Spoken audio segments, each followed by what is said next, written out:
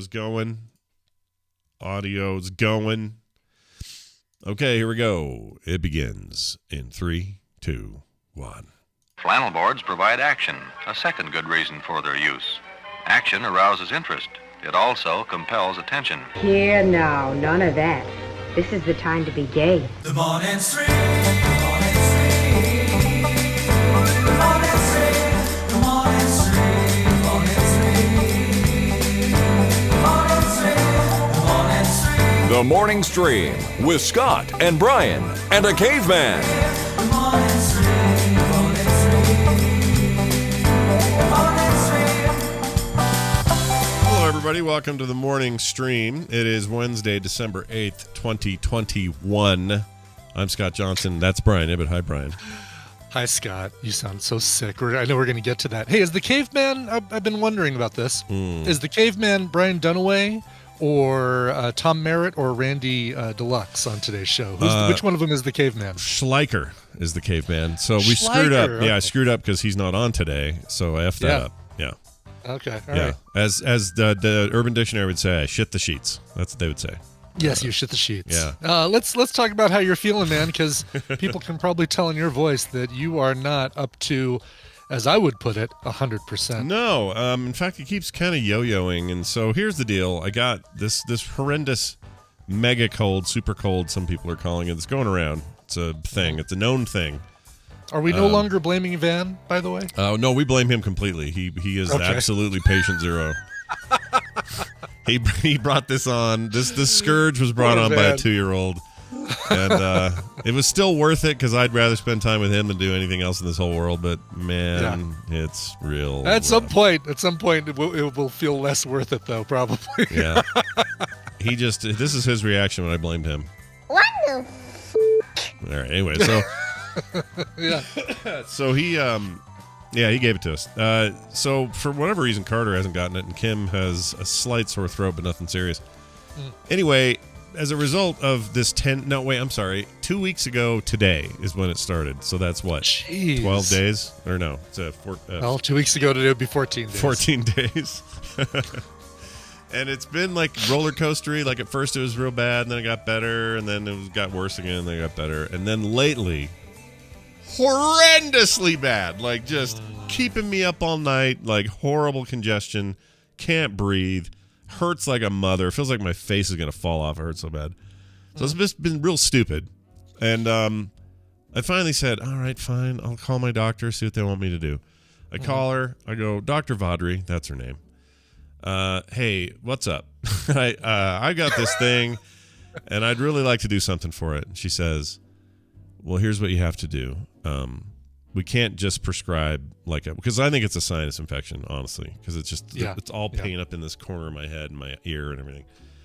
And she says, we can't just give you like a prescription for like an antibiotic. You may very well be 100% right about what it is, but we have to rule out COVID first. That's just the rules these days. So you got to get a COVID test. And I said, well, other people who had this all at the same time got COVID tests, which, made it so maybe we didn't need to get one. And I don't go out. I try not to go out anywhere when I'm sick anyway. So I haven't seen it, I'm already kind of quarantining. She's like, yeah, but we need to be sure so we know what we're treating. I said, all right. The rules. Yeah. Freaking fine. Here's where things get stupid. All right. Yesterday, the only COVID appointment time I could get was at a Walgreens drive-up. Sure. None of the hospitals had slots. Everybody's full. I think there's like a ton of testing going on right now because of the Thanksgiving holiday. A lot of people are sick or something. I don't know. There's tons of new cases in Utah, so whatever. So we make this appointment. The best they could do was this Walgreens, and the best they could do was yesterday morning, and therefore TMS was shut down. I wasn't so sick that I could have done TMS. I was going to do TMS, but the stupid freaking appointment got in the way. And I was like, if I don't get it now, I don't know when I'm going to get it. I need to get this going. This sucks. So we lock it in. Here's the fun part. We always say on the show, health comes first, and there's no listener out there that would disagree with that. And if they do, you guys can just stop listening right now. Yeah, you can go take a flying dump is what you can do. The show over our health, and go. That's right. The show you love so much, you'd sure like to see your hosts suffer as they make it. Exactly. Yes. So I go to I go to the appointment. Walgreens. Kim goes with me because she just wanted to go. I'm like, fine. She has to drive. Well, she wanted to. I could have driven. I could have driven just fine. It would have been no big deal. But she's like, you're all headachy and weird, and I don't want you driving. I said, all right, fine. Sure. So she takes me, and we get to the thing, and we're in the lineup, and it says get in the line about 5 minutes before your appointment, and we did. We were right on time. We did exactly as they said to do. Here's the problem. Nobody in front of us is mindful of what the time is. They're all taking whatever time they need to go. So it took us like 20 minutes in that line. It's fine. It's fine. I don't mind. Yeah. I realize it'd be a delay, whatever. We get up there. Lady goes, hi, welcome to the thing. She's just on a speaker. Here's how it works. Blah, blah, blah. I need to see your ID. And I went, Right. shit! Oh, no. I forgot my wallet. Completely forgot it. So I'm like, shoot. can I show you my phone? I got like an insurance card. What else? There's other forms. I got other forms of proof that I exist. That's me. Here's my Vax card. Does that count? You know, this sort of thing. Yeah. No, she won't take any of it. The rules are you got to have your freaking state issued ID. It either has to be a driver's license or a state issued ID alternative. So I says, You says. I say, well, can we reschedule here? She goes, no, I don't do any of that. You have to go back online. And I'm like, we just drove, and it's like a 15-minute, it's not a huge drive, but a 15-minute drive to this location. Right. And yeah, but there's no guarantee that if you go home and come back that, you know, you'll still be within your appointment. well, that's what we asked her. So we said, if we did this within 20 minutes, could we still sneak in line and make this work? She goes, she pauses and she goes, yeah, I think I can make that work. Okay, good. So we went, pulled out of there, rushing home, as fast as the limit will let us. We get home. I rush into the house. I run down here. I know right where my wallet is, and I look where I think it is, and I'm like, shit, it's not rare. It's supposed to be there, and it's not there. Where? Oh, yeah, right. I cleaned up that area. It's over here now. I grab it, make sure the license is in there, run upstairs, get in the car, rush out there again, and it was no problem. Now, that was no problem. Yeah. It sucked because, nobody likes to go back and get their stuff. But I get in line, and we get up to the lady. She hands us the stuff. She says how to use it. And she says, this single swab, I've only done the spit test before when I did the other test. I've never had to do the swab. She didn't do the swab to us. She gave us a package. It's a self-induced swab. Yeah. Pretty common now. And it is, yep. You take out the swab, and she tells me I have to get it up at least 1.5 inches to 2 inches. So Interesting. Okay. So I put my finger where that is. Okay. Yeah. To make sure I've got that much length on it. And she says you need to move it around hard and rapidly for 8 turns. Right. Okay. Interesting. Mine was 5 turns, 10 seconds. Great. Oh, there was a time limit on yours. Time limit, and also they said a 1/2 inch of really? swab. Yeah. Oh, yeah. Mine was they were way long. Well, yeah. They really 1.5, 2 wanted inches. they wanted it deep, baby. They wanted it deep. So I went knuckle deep on this thing and did the 8 turns. Now, left side of my head's been pretty good. I haven't really had a problem over here. So no problem. I mean, it's uncomfortable, but you do it and it's fine. And I'm in my head, I'm going 1, 2, 3, 4, Yeah. all that. I get it done. I go over to the right side where I know this is where the Nazis are, right? They're over on the right side. They're just I hate those guys. They're such a-holes. They're in there just trying to kill everybody. And I'm so inflamed and already messed up and headachy, and it's awful. I'm thinking, this may kill me. So, Kim, if I die here, tell everyone that it wasn't this lame. I need a cooler story than this. Yeah. So I take the thing, I put it up 1.5 inches, 2 inches into my nose, and I pause for a second because I'm like, I know this is going to be so bad. Mm-hmm. And then I just grit my teeth and go. And I go 1, 2, 3, and I am nearly in tears at about rotation number 6. But I'm doing it. I am going full blow here because I don't want to go back. I don't want to false negative. You don't want them to say, well, your test was inconclusive. We need you to come back. Yeah. And what I'm doing is imagine any part of yourself that's inflamed. and then take a rough thing and go on the inflamed thing. That's what I'm doing. And so I'm going on this horrible, like swollen, inflamed, horrible area inside my face. Yeah. And it was blindingly painful. Oh, to the point where I thought I was going to pass out, dude. For real. I was like, see, when we were texting and you said, "Oh my God, swab, nearly killed me," I'm thinking you had a really aggressive medical technician that just went ham hog, or whatever the phrase is, full hog, full ham, up your nose. Yeah. Because that happened to us in Ireland. Like we've done maybe 6 swab tests over the course of COVID, either self-administered or doctor-administered for travel and stuff. And the only time we ever had aggressive swabbage was this dude in Ireland. I'm gonna get it right up there, and you better hold still, you pansy American. I'm gonna shove this up your brain. I'm gonna tickle that part of your brain that makes you remember me. Oh yeah, see that. At least I'd have an excuse. Instead, this was self-inflicted. It was self-inflicted pain swabbage. Yeah, it hurt real bad. And then when I was done, just eyes watering. I looked like a monster. It just was horrible. And then it hurt way worse all day because I, stimulated all this. Inflamed it. Made it worse. Which makes me feel like, well, yeah, that kind of does back up the sinus infection theory, right? Because that is what would happen. Your sinuses would be inflamed. The swab would just aggravate them. And I haven't heard of that sort of thing being a symptom of COVID. So no, I haven't either. I really when she saw you make the pain face with a swab, she should have said, "All right." Yeah, he's got a sinus infection. But I really do. I mean, I don't think it's COVID at all. But whatever, we'll find out. And I don't know yet. That's the other thing is these results are super late. And she says if it's COVID, they'll call you. If it's not COVID, they'll email you. I'm like, okay. Well, do you also email me and call me? If what do you? I don't get it. I don't understand. Here, hold on. I'm going to look real quick. Let's just check this morning. See if there's an email yet from Walgreens. Looks like nothing yet.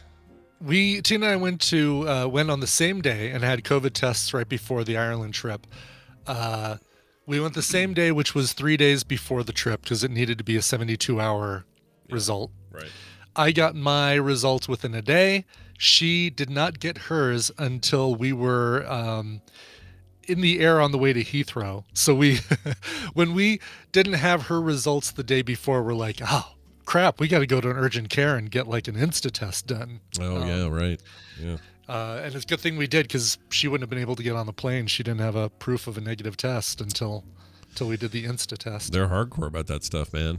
Yeah. They're not letting you screw around. Well, this is one of those cases where, my doctor's got these rules, and now I can't.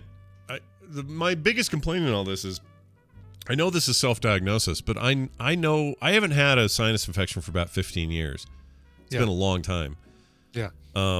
But this feels like that did 15 years ago. I just know the feeling. Now, it's possible. COVID's weird, does weird things. Like 10 people got sick at that thing we were at, but it was all from little kids. They're all from Van and these other 2 little kids.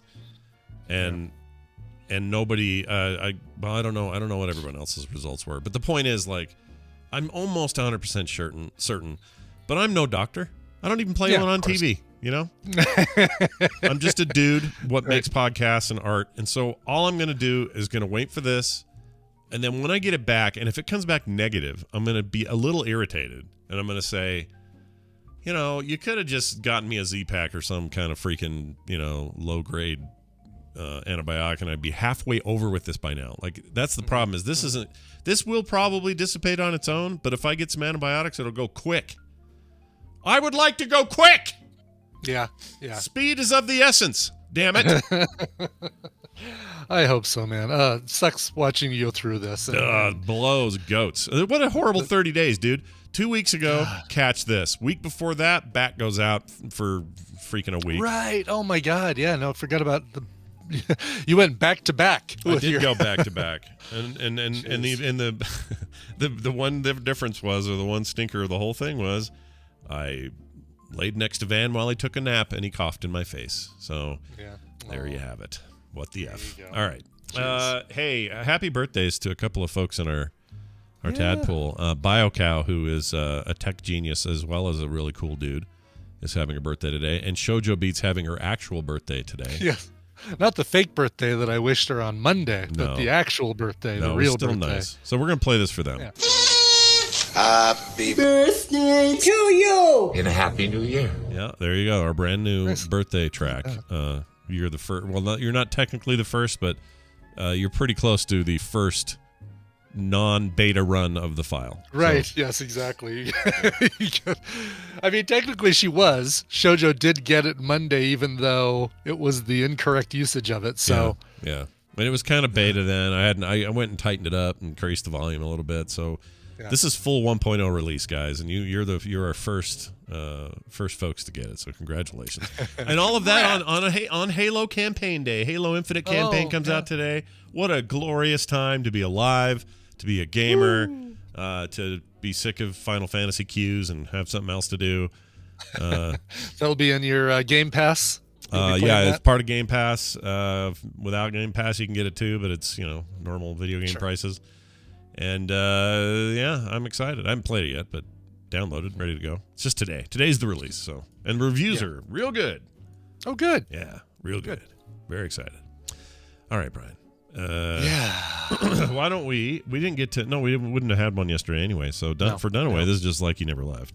Yeah, exactly. Dunaway didn't even notice that we weren't here yesterday. No. We're going to get him in. We're going to open the lines. 801-471-0462 is the number to call if you would like to participate in today's Babble Royale / Tadpooly feud. We'll get Dunaway in the call, and then we'll get this going. And we'll give away some prizes. That's the main thing. It's the holidays. And what better time to give free video games away than the holidays? Best time, when you've got all the vacation time and the family coming over, all the time to play them. Yeah, that's what I say. Well, it's ringing him, and he ain't answering. Okay. He's in the server. He fooled us.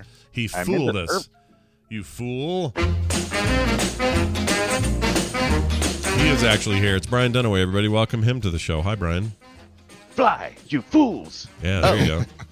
Hi, Scott and Brian. Oh, Hello, hey, man. Brian. Yeah, Nice. Discord decided it would do its little Christmas update because apparently need the little icon to have snow around it, so it just took a minute for it to finish launching. Oh, well, thank goodness for that, because where would we be without this freaking Christmas snow? The holiday edition of Discord, yes. Yeah. Bah humbug. Yeah, bah humbug, I say. Hey, it's good to have you here. I hope you're well, and welcome back. We're going to win some prizes today. How you doing? How you feeling over there, buddy? I'm doing pretty good, man. You sound miserable. Yeah, I'm not great. I'm okay. You know what? I'm okay. It's actually better in the mornings. At night, it's nightmarish. It's so bad. What is the deal with that? Like, I understand you're winding down, sleep is needed. The human body is whatever it is. But for some reason, these kinds of head colds things just turn into the worst things at night. It's so bad. Well, Scott, it's because your immune system has been working all day. Even though you haven't been doing much of anything, your body's been going, let me get that for you. Yeah. And so it's been working all day. So by the end of the day, it's exhausted, man. It's like, man. I'm done. Yeah, that makes sense. Well, thank you, Dr. Dunaway. I appreciate your diagnosis. You're welcome anytime. You've been more helpful than most doctors in my life this week. All right. Hey, let's get to this whole thing. We got a caller on the line. Let's see who this is. Hi, thanks for waiting. Who's this? Hi, it's Monica. Oh my gosh, it's Monica. Hey, she made it through. She tries a lot. Yeah, I've seen this number pop up a lot, but then it's always either too late or too early, and you're right on time today. Nicely done. Yay, I called 6 times. Yep, our first Jersey. Is this our first Jersey girl, or I don't know if it is. Is it for the show? I don't know. I don't know. Might be. Yeah. Well, you're representing the entire state of New Jersey. Congratulations. And a great Kevin Smith film. Yeah, it's a good movie. Hey, Brian, why don't you explain how this works? What are we doing? Yeah, well, it's time to play the Tadpooly Feud. I've surveyed the Tadpool on some nerdy topics, and Scott and Brian are going to have to predict the answers that they gave us. It's Scott and Brian's job to see how many of those answers they can guess.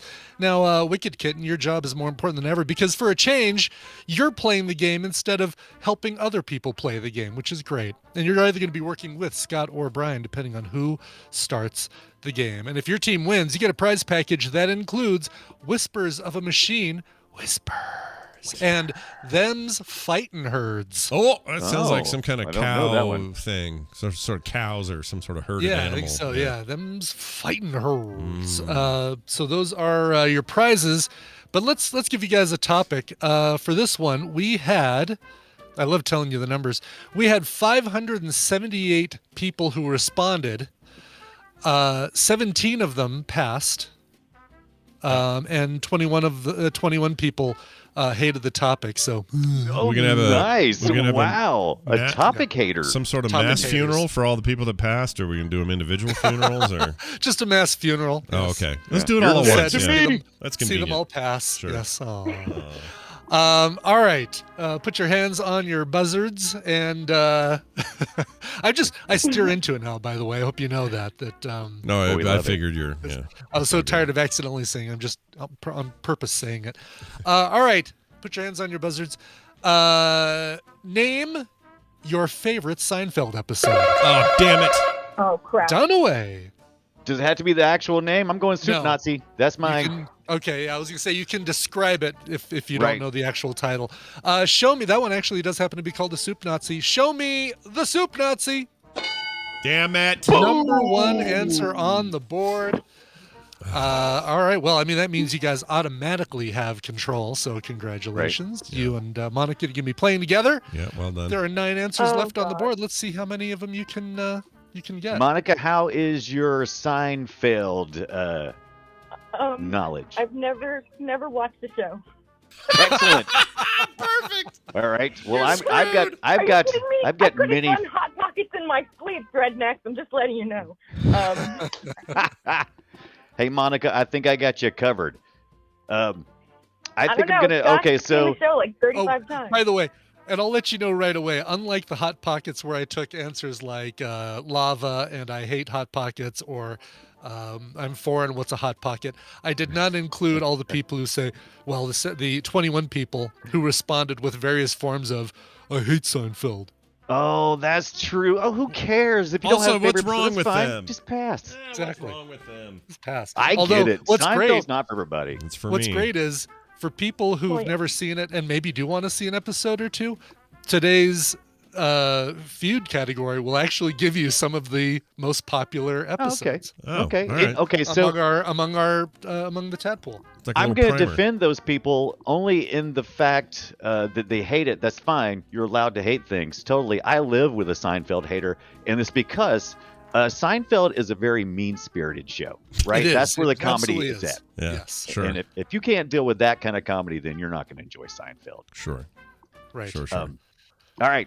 So, Monica, if you don't have a guess, I'm going to describe some that I loved. Go. I wanted George at Vandalay Industries. Yes. Yeah. Save Vandalay Industries. Save Vandalay Industries. Say Vandalay Industries. That was part of a two-parter called The Boyfriend, which also had the Magic Loogie and Yes. baseball player friend of Jerry's that wanted help moving a piano.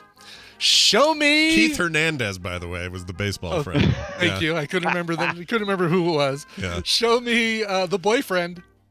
Oh, are you man, kidding me? I'm That's not a kidding. good one. That one was number 14 in the list.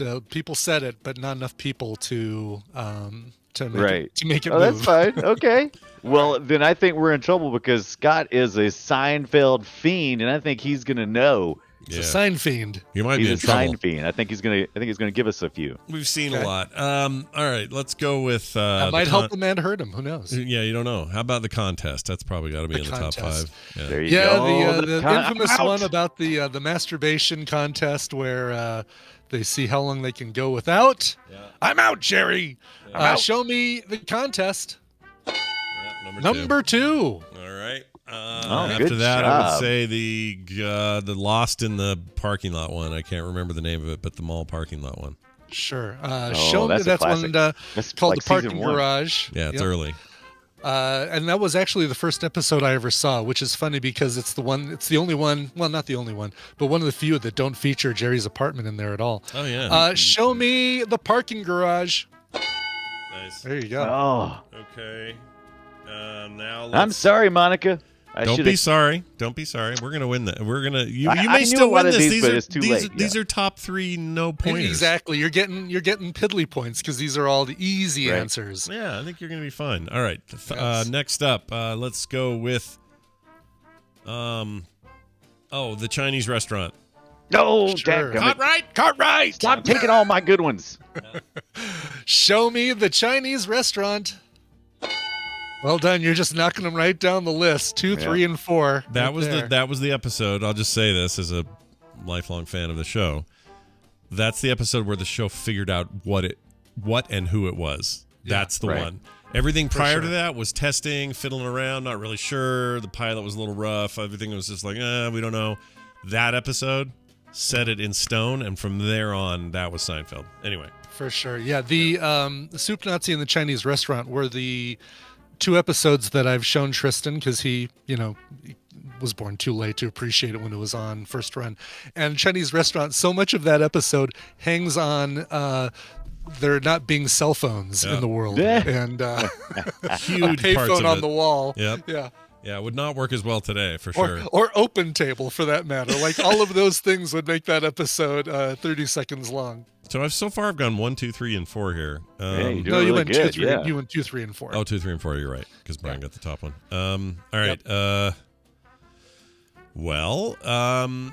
How about the reverse one where they went back and they did the whole episode in reverse time, and they went to that wedding in India, but it was told in the reverse. one in India that's all in reverse. All right, show me. That one is called. I had it here. There it is. That's called The Betrayal. Okay. Show me The Betrayal.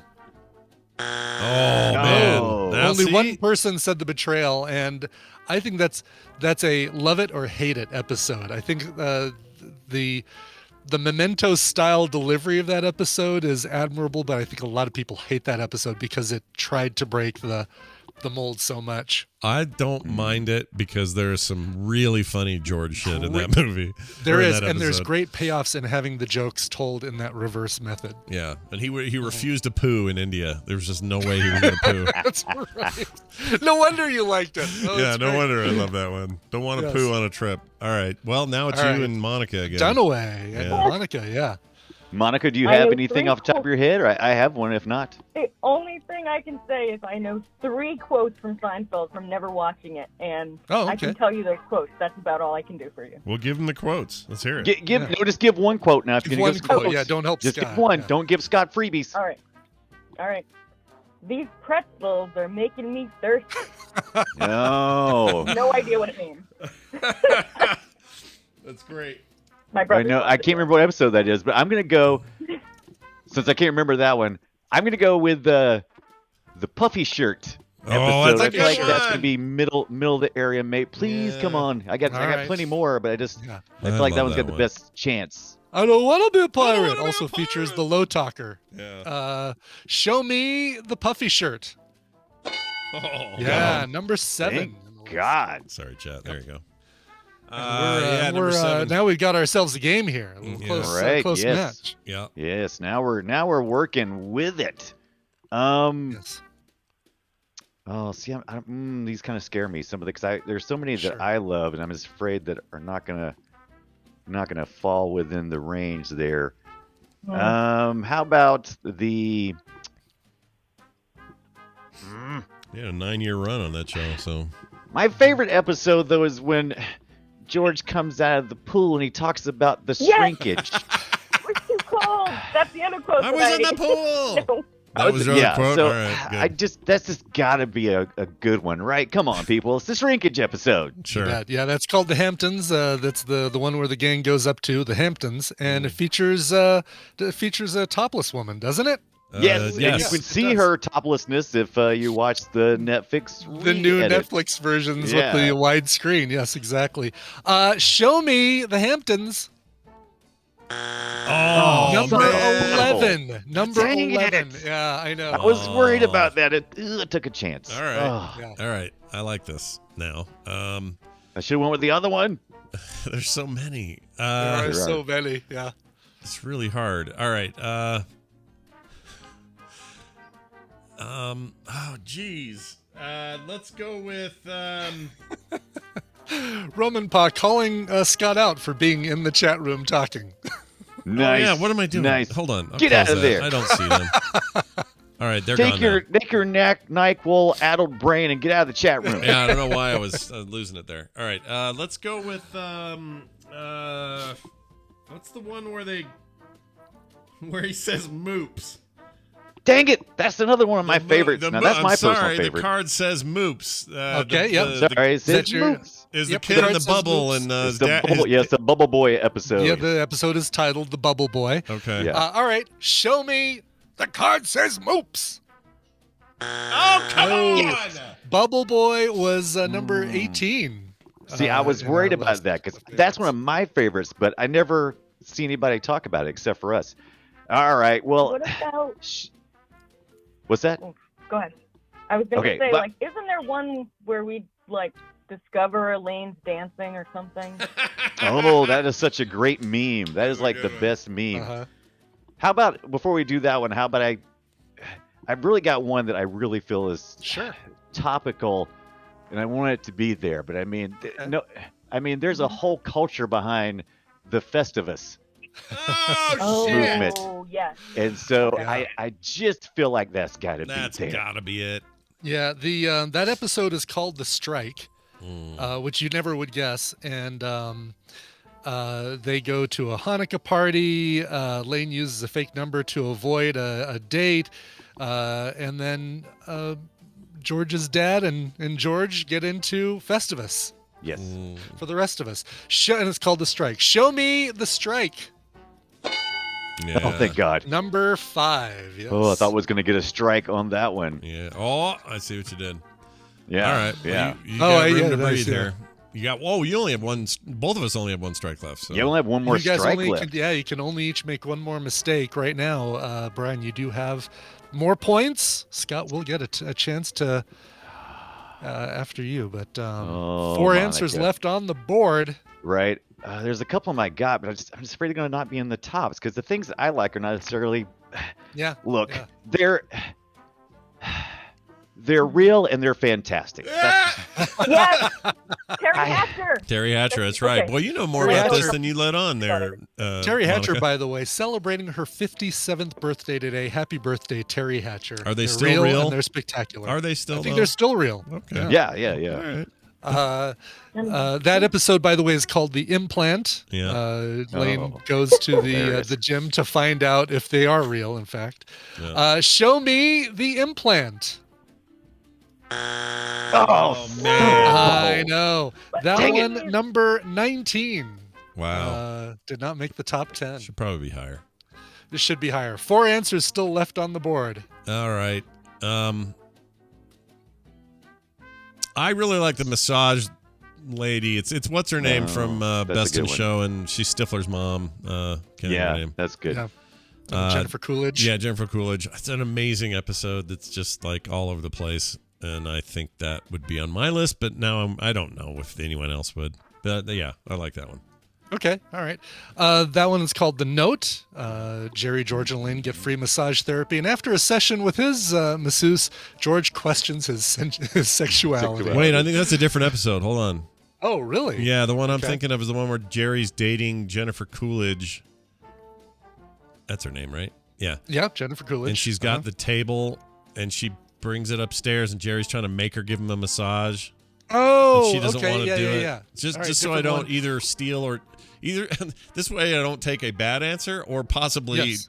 cheat a good answer. So Right. So that one's called The Masseuse. yeah, Oh, that makes sense. Look at different that. episode. You almost named it. it was You later. almost you did. And that one, hold on, is let me see if okay, here we go. Elaine meets a man whose name is the same as a notorious serial killer. Jerry can't get his masseuse girlfriend, played by Jennifer Coolidge, to give him a massage. George is obsessed when Jerry's girlfriend doesn't like him. Oh yeah, All that's right. it. That's it. I love the B stories and C stories. Sometimes they're the best ones. All right, show me the masseuse. Oh! All right, who has the points? Congratulations going out to Monica. Does Monica did win? Monica get the one with the Elaine dancing? I can't remember anything else in called that episode. That one's called The Little Kicks, and it was number. Where is it? It was another one where I was surprised it wasn't higher, but I think it's just there weren't that many. Yeah, it was number 53 in the list. Right. Little Kicks. Was there Let's an get to the rest of episode these. where someone dies licking envelopes or something? Yeah. This is fiance. George's Called fiance. The Yeah, Invitation. Susan. So Yeah. weird. Yes. By the way, let me just say, I spent an hour this morning Trying with to figure people's out. descriptions, right? Because all they had to do was put in a description of what the episode or a quote. I had to go and look up all of these titles to figure out which episode people were talking about. So. Yeah. And by the way, if we were talking about him earlier in the thing. If you don't like Seinfeld, if you're just not a fan, it never worked for you, you found it too, whatever, don't watch Curb Your Enthusiasm. It's all of that turned up to 10. Same DNA. Yeah, same Yep, DNA, it totally but is. cranked up to the highest level, and you'll hate it. But if you're Seinfeld curious, Yeah.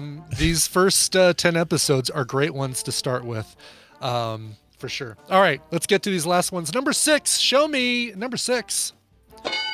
The sea was angry that day, my friends. Oh, That's, I love the that marine one. biologist, where George pretends to be a marine biologist and Yeah. saves a whale, takes a golf ball out of its blowhole. It was Kramer's golf ball out of his blowhole. That's right, exactly. Yeah, pretty dumb. Show me number 8.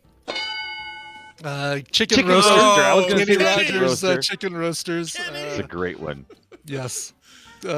Jerry dreams of Newman slathered with with barbecue sauce or batter dipped or deep fried or whatever. It's a great episode. Show me number 9.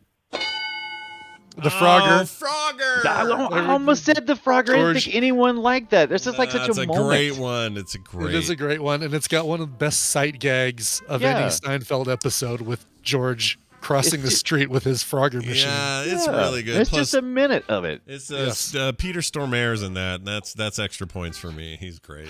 Love him. For sure. And then finally, number 10, the opposite. This is the one where George decides he's going to do everything that he wouldn't do. It's the opposite. Yeah, because Jerry keeps coming out even. And it frustrates And him. then Elaine goes the other way. She's having like Exactly, the yes. worst time. She starts seeing bad luck after she buys a box of Juji fruits. George ends up getting a girlfriend, a job with the Yankees, moving out of his parents' house. Meanwhile, Kramer goes on Regis and Kathy Lee to promote his coffee table book. Yeah, that's right. That's an amazing moment, by the way, when they do that, because he was actually on set there, and there's talk that most of it was improv, and so at the end he like spits water all over Kathy Lee and Regis. So yes, exactly. That's very good. Congratulations, and there you go. And by the way, again, they're non-Seinfeldians or Seinfeldians who don't hate the show and just haven't watched it. There's your 10. Start with those 10. They're like the Seinfeld greatest hits. Yeah, and by the way, from a critical standpoint, the show is considered the greatest sitcom of all time. So, it's not just us with some weird secret love for a show that no one else liked. That thing was universally loved. People Only loved it. 21 people out of 573 said they hated it. So that's, That's Yeah. good odds. Yeah, it's whatever. Less than Well, not everyone's 5%. gonna like it. Yeah, not everyone's going to like everything, but we know this for sure. Winner, winner, chicken dinner. The way the points work here is you win. I may have gotten 3 of the 5 of the, or whatever, however many I got, 3. Yeah. But you won. So how do you feel about that, Monica? You feel pretty good? I'm like super excited. Yeah, I can tell in that Jersey kind of way. Well, sweet. Well, we know your email address, but you can still send an email to briancoverville@gmail.com, and he will hook you up with your codes. I'll just send it to her via Discord because she might have a Discord chat thing. Yeah, that'd be DJ fine. Stengel says Seinfeld is only 9 seasons, but It's Always Sunny in Philadelphia is 15 seasons and still going. Just saying, longevity does not make a. I know. And The Simpsons have been on for 40 years, it seems like. So That's right. Yeah, exactly. Yeah, I don't know. I like does not make a show great. I like Philadelphia a lot. do too. Always Sunny's great, but I worry about it staying a little too long. Just a little. Yeah. Too long. Yeah, Sometimes it's good to get out. Yeah. Look Who's Talking had 2 sequels, Yeah. but It shouldn't have. Dude, freaking Curb Your but Enthusiasm. Blade has- Runner only had 1. Oh, what about longevity? Curb is still. I love Curb is 11 seasons. Yeah. Curb. This is the 11th season of Curb Your Enthusiasm. Yeah. This is crazy. 2 more seasons than Seinfeld ever went. All right. Well, there you go. Congratulations, Monica. You deserve it. You're the winner. The chicken dinner. Yes. Hey, Brian. Well done. Hey, Scott. You were part of the team that won today. Do you have anything to say for your behavior? Absolutely. I love Seinfeld, and now I've got to go watch the whole series again, even though I have to do it on the down low because Audra hates it. And she's gonna be see, like, so she's a you gonna watch that? Why? she's a hater. Why does Yeah. she hate it? Is she giving you reasons? Yeah, like I said, no. I mean, I know why. Anything that's mean spirited, she doesn't care for. Yeah, And yeah, and that it's all show is about mean-spirited. that is a valid argument. If you hate people who are mean, right. I don't know. They're mean in a different way, though. It's not like yeah, No, Yeah. they're Like, very they're they're very centric because it's all about they're the most selfish people. They're all single people. None of them have kids. They're all Yes. very selfish. They're Yeah. in their in their Yes. 30s, and it's just if you They're- don't it's like it's not that, like the dicks on It's Always Sunny in Philadelphia, which I also love that show, but oh, they're really mean. That show's mean. they're really mean. Yeah. Yes. Yeah. Okay, I get that. I mean, and Yeah. that's what I'm saying about Curb. Curb is like mean plus 50. yeah. But also really funny. All right. Well done, Brian. It's good to hang out with you as always. We'll be together again this weekend for Film Sack when we're watching. I don't remember. Oh, Better Watch Out. Better Watch Out. That's the movie. Christmas gore fest, not really gore fest, but Christmas horror film that takes a turn. I hope there's some gore. I like gore in my Christmas horror movies. Well, there's some gore. Yeah. Al Gore? He's in there. Yes. Brian Dunaway, go eat a goat. We'll see you later. Bye. Wow. Yeah. Damn. He likes goats. What can I tell you? Yeah, he does. He likes to Claire, eat we them. are watching Jingle All the Way. That is next week. So Yeah, week after. So Jingle Yeah. All the Way happening for sure. All Yes. right. Hey, look at this. We got time for this.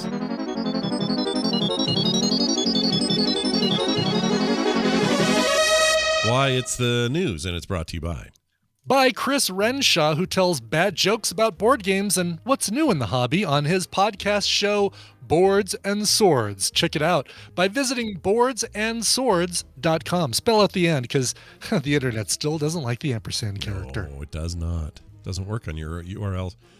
He's a patron of the show and has a cool thing he's doing, so I wanted to give him That's some so props. cool. Yeah.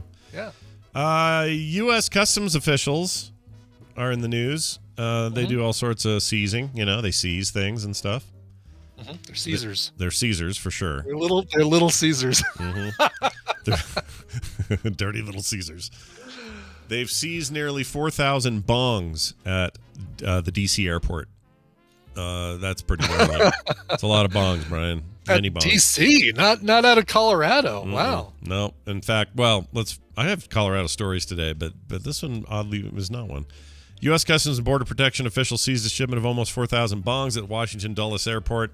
The $56,000 shipment arrived in China on October 2nd, manifested as gravity pipes. Gravity pipes. Gravity pipes. I've heard them called water pipes back in the day. Yeah. Isn't that? I've never heard a gravity pipe in my life. So No, that's either gravity fake pipe. or great. I don't know which. The people there, or the people in the customs office, said they had confirmed that the glass bongs violated U.S. laws on the importation of drug paraphernalia, unquote. The bongs were headed to an address in Los Angeles County, California. Someone in L.A. getting their bong on. Officers screen international passengers and cargo for illicit narcotics, unreported currency, weapons, counterfeit consumer goods, prohibited agriculture, and other illicit products that could potentially harm the American public, U.S. businesses, and our nation's safety and vitality, it said in the release. Our vitality. Although Bongs will kill the world. weed's legal in California, so Yeah. I don't know. Is this only a They should problem have figured until out a different way to get them there, I guess. yeah, it's only a problem until it gets there, I guess. I don't know. Well, I'm I mean, telling you. how Actually, that is a question, because you can smoke non-illegal substances in a bong. So just owning a bong, having a bomb in your suitcase shouldn't be an issue, right? Well, you say that.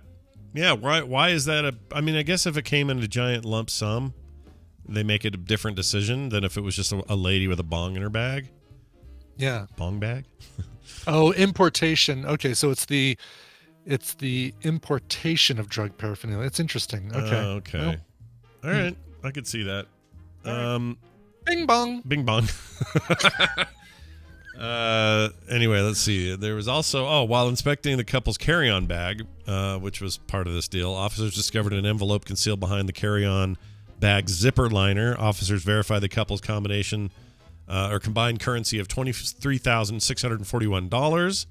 They seized the currency for violating U.S. currency reporting laws, and then released the couple with a $641 as humanitarian relief. So they're like, here, go get a burger, you know? Yeah.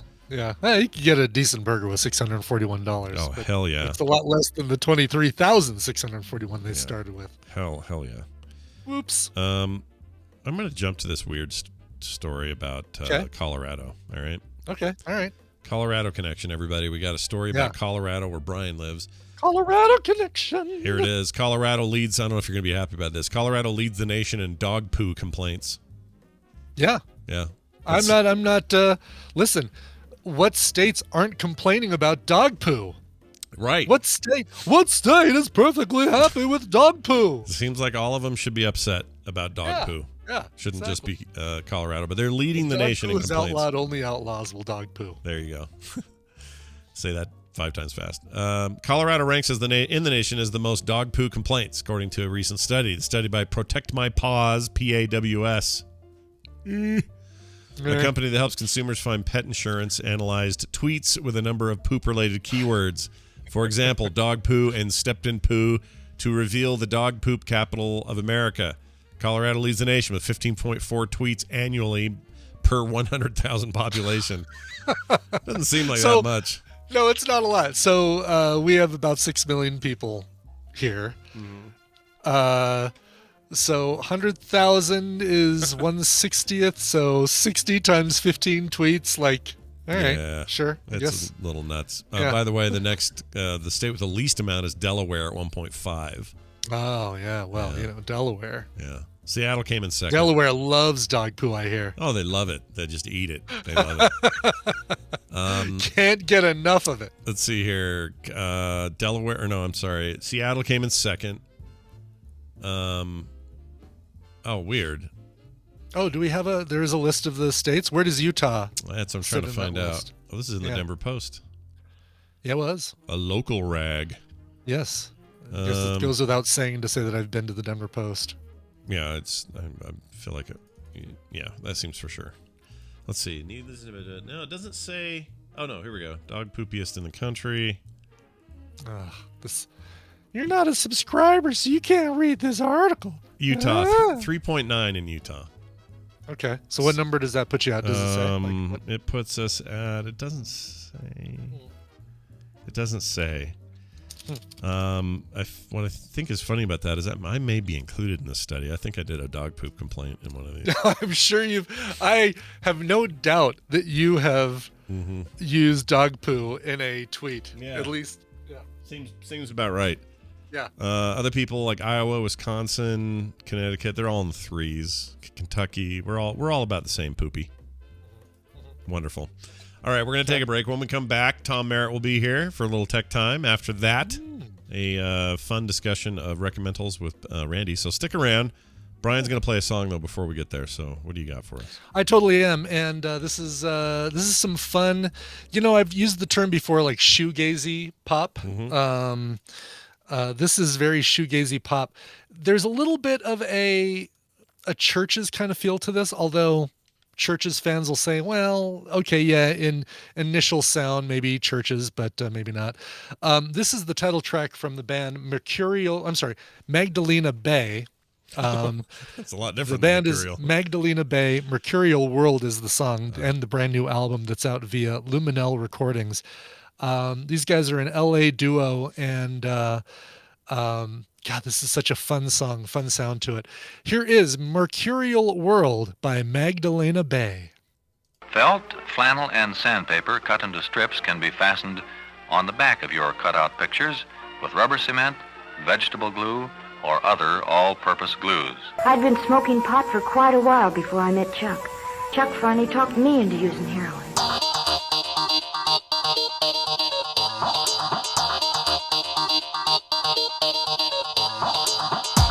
The morning stream. Am I still here? Hello?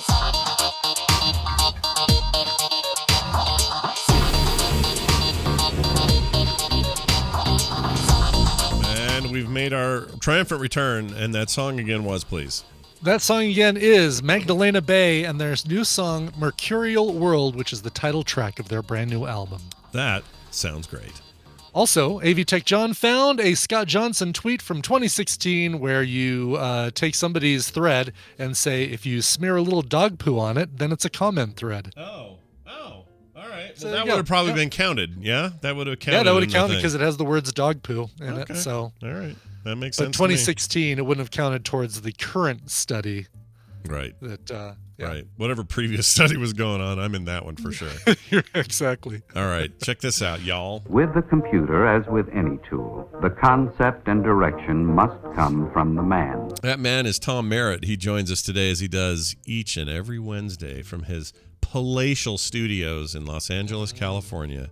Tom Merritt, welcome back to the show. How the heck are you? Dropping the y'alls. Yeah, there, I got the y'alls noticed. going. You know, Kind my of wife's shimmy down in my Southern Illinois accent. My wife's from the South. I have to just think of these things. It's just the way it is. Yeah. Well, I mean, my studio may be palatial, Scott, but my car's roached and my dog's sad. Oh, so. well, there's a country song in there somehow. Hey, Tom Merritt joins us, as he always does, talks about tech. I love it, because how else are we going to talk about tech on this show unless Tom tells us about it? So what's impossible. What's bubbling or boiling out there right now? One of my favorite country artists, Ming-Chi Kuo, also happens to be one of my favorite Apple analysts. More people are probably familiar with his Apple analysis than his country music writing skills, including himself. But he has a report out, and he has a very good track record at this stuff. Kuo has good sources in the supply chain and in Apple. He's very sober in his analysis. I know a lot of you guys love the flashy YouTubers out there that tell you what you want to hear, but they're usually wrong. And they're right just often enough to make you go, yeah, but he was right that one time. Quo's right like 90% of the time. Anyway, I digress. Quo says we're getting an AirPods 2 update, second version of the AirPods 2 in Q4 2022. Probably not that shocking. Sure. It's been since 2019 since we had the AirPods Pro. These will have a better chip, and they'll have more of that Beats Fit design, maybe, is the rumor. Sure. Maybe include some fitness sensors, stuff like that.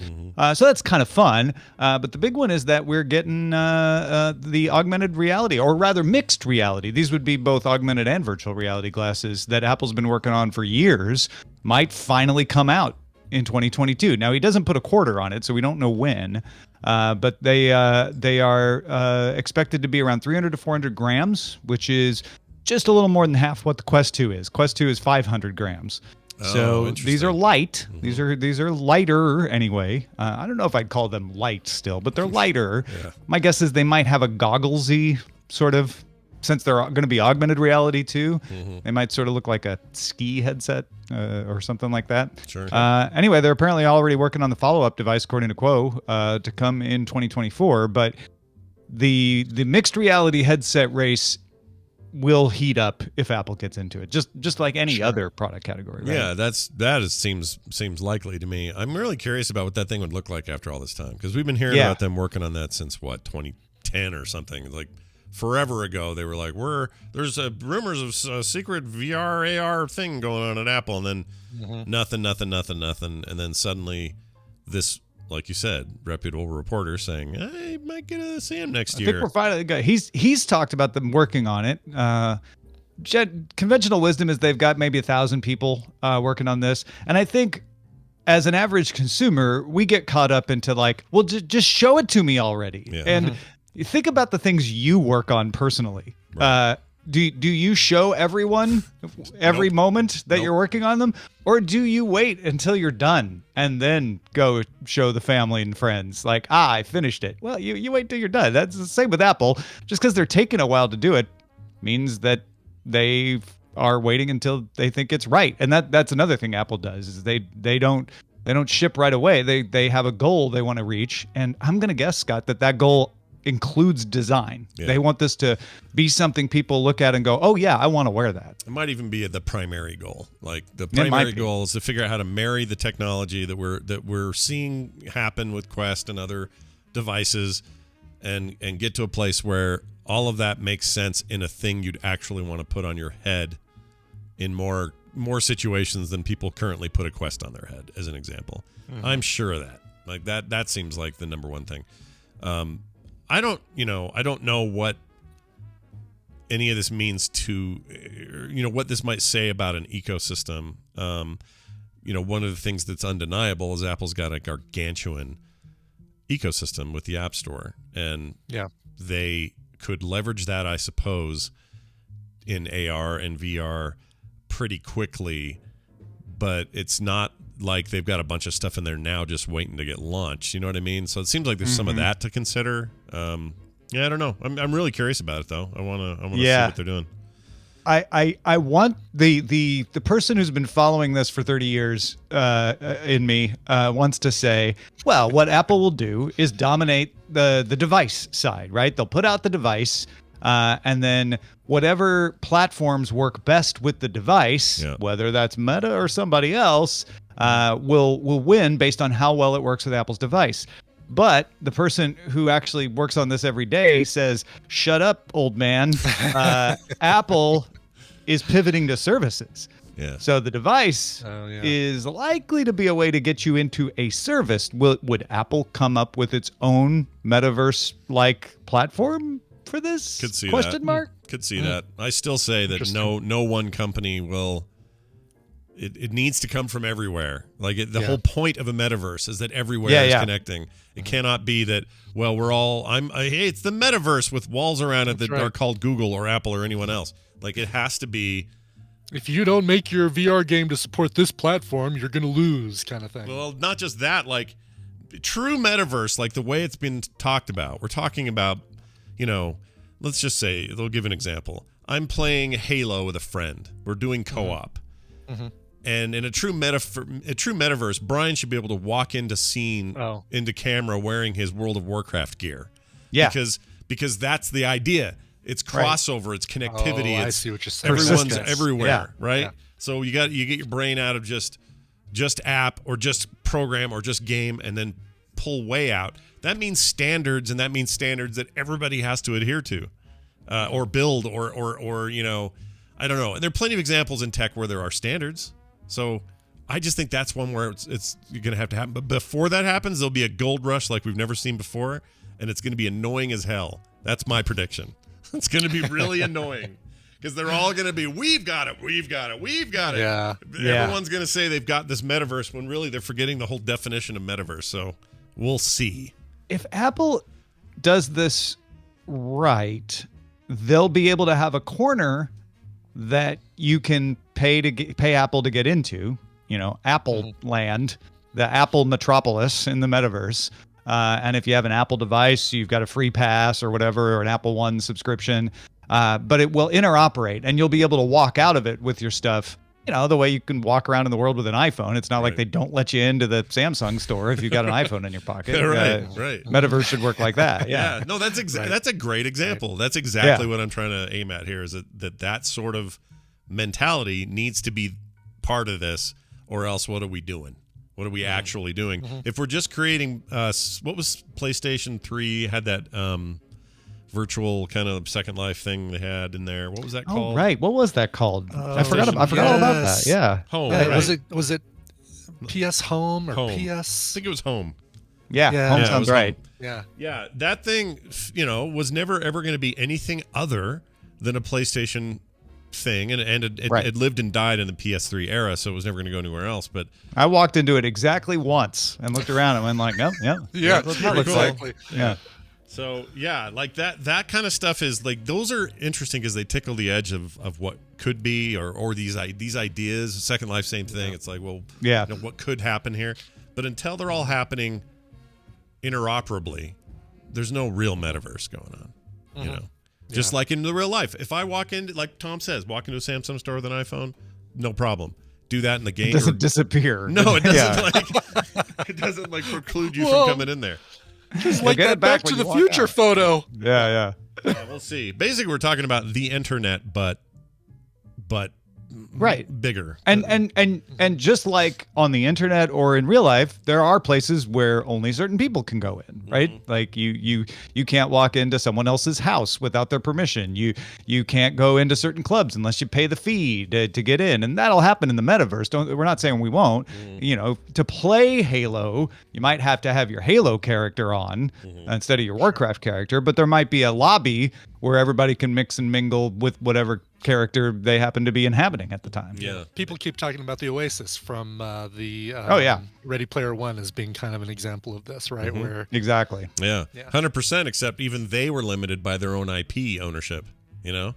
So they couldn't bring in, I mean, they made some deals, so they got like Overwatch characters and some other stuff in there that weren't necessarily owned by Warner Brothers, but most of the stuff in that thing were all Warner Brothers' own properties. The book was much more wide open because the book didn't have to care about it. Right, exactly. Right. Yeah. Books are. Yeah, I think they mean more the world that's depicted in the film rather than the movie and what they were able to show. Yeah. Right. The book definitely gets it right, I think. Yeah. All right. Well, do you think there's a future where we're all worshiping a statue of the author of that book?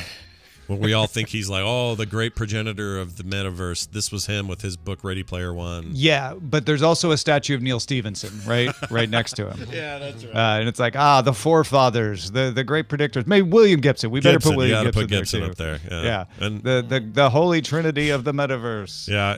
And Mark Zuckerberg's got his own statue that he's like, but what about me? I named my company Meta. Come on. Oh, no. I bought a company that made a headset. Come on. The sculptor doesn't want to make his hair. All right. Hey, well, we've done it. We've discussed this, and that means that's probably a good indication of some of what we'll talk about later on the Daily Tech News Show today at 2:30 Mountain Time. It's Wednesday, so I'll be on. Very exciting. You know, Wednesdays are great because Wednesdays are the days that I can mark some big moments in my life in the last 30 days. Wednesday was the day my back went out. Wednesday was the day I caught a horrible head cold. And today is another Wednesday where I still have said head cold. It's probably a sinus infection. It's great. Wednesdays are great. They're great. Yeah. Well, honestly, I could be negative and look at this as me causing the headache, or I could say, thank goodness I'm here to help relieve. I like that better. Yeah, I like that better. That's a better attitude to have in general. I'm kind of hoping for the second one, but, you know, your mileage may vary. It may. Anything else happening that you want folks to know about before we go? Free Tom newsletter is back. You might not have realized it was gone, but I took a couple weeks off from it. First, because I was traveling to my niece's birthday, and then it was Thanksgiving weekend here in the U.S., but I sent out another one. It felt good. In fact, I got a little more opinion-y rather than just telling you what was going on in the last couple. A little more writing and a little less bullet points. So, if you're interested in just a little more insight into what I think, as well as getting all of the writing and shows and all of that I do, freetomnewsletter.com. Very, very nice. It's Tom Merritt, everybody. Ace Detect on Twitter. Have a fantastic day, and we'll see you later today. Thanks, y'all. Bye now. See you, Tom. All right. Very good. Got to shrink this window down now. Here we go. Shrink it. Well, excellent stuff. Let's move forward, never backward, always forward. With recommendals. I tried to add the word recommendals to our call. That's not correct. It is Randy Jordan. There we go. All right, adding him to the call. We got our clips. We got our stuff. That's gonna be fun. I'm very excited. Everything we could possibly need for everything you want and more. Hey, look look who it is. It's our old pal Randy Deluxe joining us for Recommendals today. Hi, Randy. Aloha, good morning. Oh, happy man. Wednesday to you. Listen We're to gonna you. turn this thing around. We're going to make this Happy Wednesday. Okay, from Happy now on. Wednesday's the greatest days of the week. Yes. Yeah. Yes, It truly exactly. is.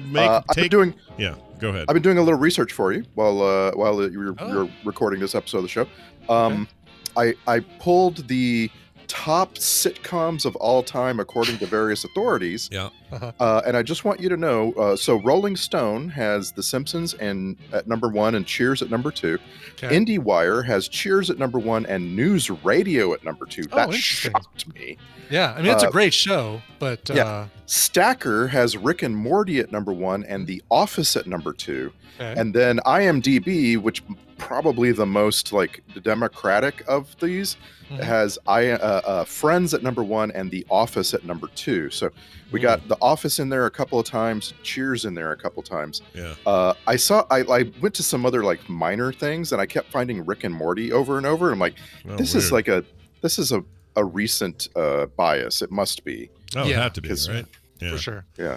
Yeah. Plus, I mean, well, I like Rick and Morty a lot, but yeah, I mean, all those shows that you listed, all the ones you named, are great shows that I love. So yeah, Friends for me is a little up and down, but yeah, Friends belongs there, I think. My recent rewatch of Friends, I enjoyed tremendously. You also reminded me of this Twitter thread. I think it was a Twitter thread. I cannot find it. I read this amazing thing a few years ago. I don't know. Maybe it was a blog post somewhere, but I think it was a Twitter thread from a glass blower in the United States. There's this glass blower in the United States who was saying, if you guys had any idea how profitable this business is, everyone would be going into glass blowing. And he was like, for starters, the international community is really, really dead set against us shipping this stuff into other countries. Like, he's like, our two big profit centers are adult toys, glass that you insert into yourself, and bongs. Well, blowing. I mean, it's right there in the name. Yeah, and making a bong is not easy, right? So like it's a advanced glass blowing technique, and apparently the whole world is stuck in the 1950s and terrified to ship these things into other countries. Like, we're all afraid, I don't know, that we're gonna go to hell or something. Anyway, it was just this amazing piece where this glass blower was like, if I make a really great whiskey glass or like a teacup or something, I can sell it for $1. But if I make a great bong, I can sell that thing for $40 or so. That's just his entire business had moved over to butt plugs and bongs. Butt plugs and bongs. Oh my gosh, that's a great business name. He should register that with the state of California. Butt plugs and bongs. Tina and I actually did. We took a 1-day glass blowing course, and it was kind of fun, actually. Did you guys make bongs or butt plugs? We made neither. We made Christmas ornaments and plant waterers. Okay. All right. Yeah. A butt bong. I mean, you could probably. I wouldn't recommend using either of them as a butt plug because they're very thin-walled, and you'd end up with some shards. Sure. Now, someone in the chat mentioned Tommy Chong getting jail time. That was before California passed its recreational weed laws. Oh, yeah. That was like 25 years ago. Well before. Way before. So that would not happen today. He'd be fine. He'd do it. He probably is doing it just fine. He's probably fine now. Anyone check on Tommy Chong? Go give him a look. Let's make sure he's okay. I will bet you. I have no evidence of this, but I will bet you Tommy Chong is deep into crypto. I just have this feeling. Really? I don't know why deep, that. I don't know super why that's deep. funny, but yeah, maybe there's something there. All right. Yeah. Well, let's get to it. We got recommendals to make. We watch streaming services all the time. We pull stuff out that we like, and we tell each other about it here on the show. Hopefully you at home walk away with a few good ideas your own selves. We always start with Brian. Brian, you got any setup for this first clip here? Yes, this is a series. I had no idea about this series until I think either somebody recommended it to me or like Paste Magazine described it as one of the best comedy series recent years, and I wholeheartedly agree. So, all right. And this is the very first. These are the opening seconds, like the opening minute of the show. All right, here we go. His homemade music video, I Want to Marry You at Recess, has racked up 22 million views in just 3 days. Some in the music industry are already calling him the next big white kid. And that's why we are so lucky to have him in the studio with us today for his first ever live TV interview. Please welcome Chase Dreams and his mother, Pat. Hi, Good to have you with us today. Thank you so much for having us. Well, of course. So walk us through this, okay? Did you always want to be a famous singer? I actually never really sang before. I just made this one video for fun, and I guess lots of people liked it. Yeah, they sure did. Yeah. So, Mom, does this kind of talent run in the family? You have other kids, right? Yes, his older brother, Carrie, is an actor here in New York City. He's really good. Wow, what kind of work does he do? Hi, I'm Carrie Dubeck, and I'm reading for the role of Man at Party Who Smells Fart. Great party. Thank you. Okay, great. Let's go again, but this time I think the fart is just bigger and fatter. I don't know what this is. What is this? This is a show called The Other Two. This is on HBO Max and is the story of a couple of older siblings to a kid who has just achieved massive like YouTube sensationism, kind of like a little mix between Justin Bieber and Aaron Paul or something like that. Yeah. And it's this is one of those, or one of those shows, how I say like, well, give it 3 or 4 episodes, and if you don't find it funny, then it's not for you. Yeah. If you don't laugh in the first episode of this, then I'll go out and say the show's probably not for you. Tina and I are trying to remember the last time we laughed out loud as much as we did to this show, and I think it was like the first couple seasons of Modern Family or Life in Pieces or The Office, things like that. All the shows you mentioned a minute ago, Randy. This is it is so funny. That's Molly Shannon you're hearing in this episode, or in that clip I just played. She plays the mom. Oh, good. That means she's in it. I was afraid she was like one of the interviewers, but that's great. No, I love her. She's in it a lot. That clip, by the way, I mean, it's got Kathy Lee and Hoda and stuff. It is the first few seconds of the show just meant to kind of set up who this kid is. So don't base whether you watch the show on whether Kathy Lee and Hoda are in there. They're in there for 5 seconds. Yeah. And same with Will Forte, right? Like, this is not a Will Forte show. There's no Will Forte in this show at all. Oh, I thought you just said that we heard the voice of Will Forte. No, you said Molly Shannon. Molly Shannon, but also Ken Marino is in this from Party Down. Yeah. Ken Marino I love Party Down. steals every single scene he's in, and he plays the kind of this kid's agent manager. See the blonde guy from Party Down, the blonde kind of douchey guy. Yes, Okay. the older guy is part of the group who leaves for a while, and Ken Marino is fantastic. He's hilarious in this thing. Who else is in this thing? Richard Kind is Carrie's agent, the older brother who you heard as Man at Party Who Smells Fart. Yeah. Wanda Sykes is an executive from the record label. Great supporting cast. The 2 main people are Helene York and Drew Tarver, who've done a few things that bit parts and stuff here and there, but more like on the comedy circuit than as actors who've been in really big things. So they're kind of newcomers, which is great, actually. It really works. And this is a Chris Kelly joint, right? This is written by Chris Kelly and Sarah Schneider, who are 2 former head writers for SNL. Right. They were like co-head writers for the entire season. Generation X switch, like the whole teens, whatever we're calling that decade. They were head writers at Saturday Night Live, and I think Saturday Night Live has been really good for the last 10 years. So I think so too. I'm looking forward to this. And these guys, it's funny, the comedy doesn't ever feel like an SNL skit. And you occasionally see people like Beck Bennett makes an appearance. I can't remember who's the really tall woman who's on there right now. Really tall woman, SNL actress. Shoot, I cannot remember her. Can't remember the actress's name. I don't know. Not Cicely Strong. Not. I never watched that show anymore. I never remember it.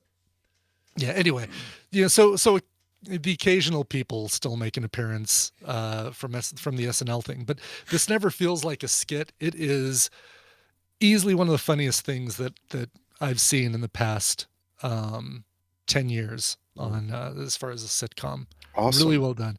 HBO, the first season was on Comedy Central, but it's become a quote unquote HBO Max original. So it is it's now there, and it totally belongs there. It fits perfectly with the HBO kind of thing. I just got to say, Hulu, you blew it not getting Comedy Central. I can't get like that's like Hulu is like 9/10 of the perfect current television streaming service, and they just didn't get Comedy Central. How did you I think miss it's because that opportunity? Warner Brothers owns it all now, right?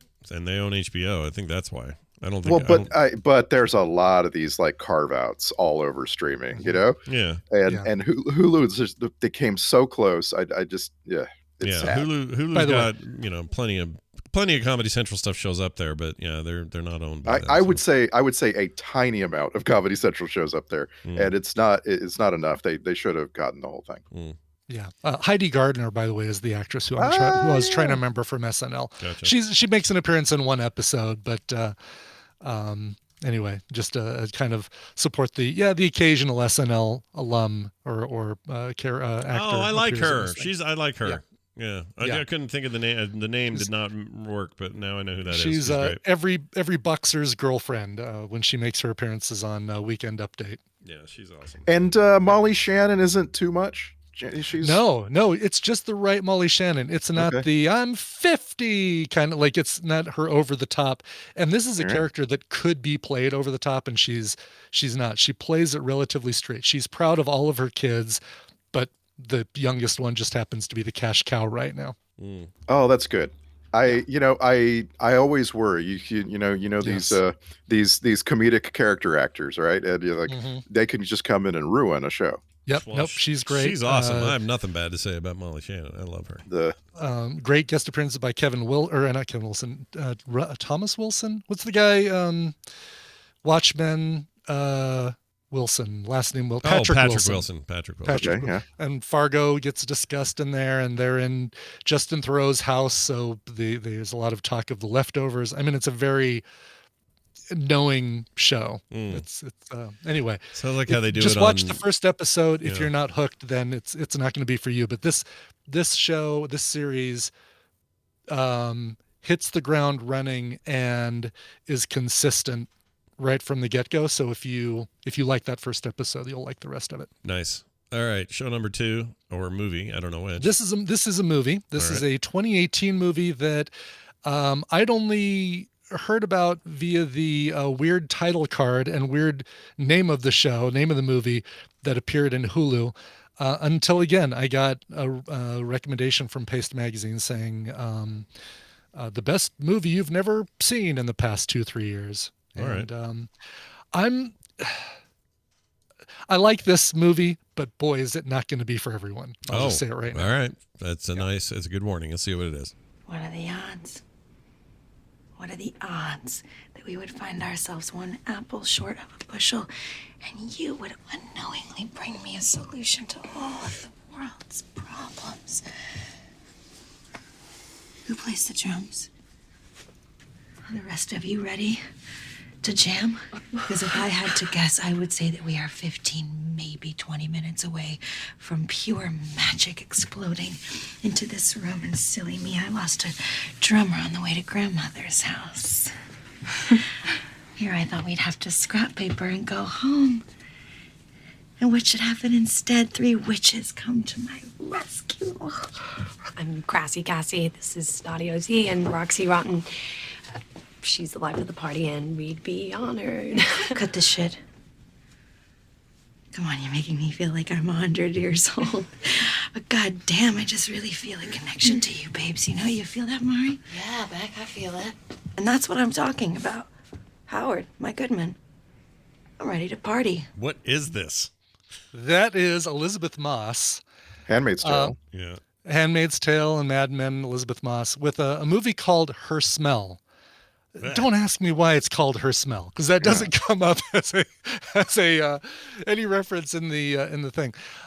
This is a movie about the lead singer of a punk rock band, a female rock band. I'd say not even passingly inspired, but wholeheartedly inspired by Courtney Love. Also, the director, the writer, said that Axl Rose was an influence as well. Oh. But this is basically a story of this lead singer played by Elizabeth Moss, named Becky, who is kind of bipolar, kind of drugged up, but also is kind of a horrible person for the first half of the movie. And she is very self-centered. I mean, she is all the things we were talking about with It's Always Sunny in Philadelphia and Seinfeld. This woman embodies all of that. And she's a train wreck that if those kind of characters, even with the promise of some kind of payoff, and a revelation at the end, even if that kind of character really pisses you off, you probably are not going to want to watch this movie. However, if those kinds of things you can put up with because you want to see how she gets her redemption or how she has her redemption, it's absolutely worth it. The acting is the top thing here, though. Elizabeth Moss is excellent. Her husband or ex-husband is played by Dan Stevens. Oh, I love Dan Stevens. He's great. Eric Stolz is her manager.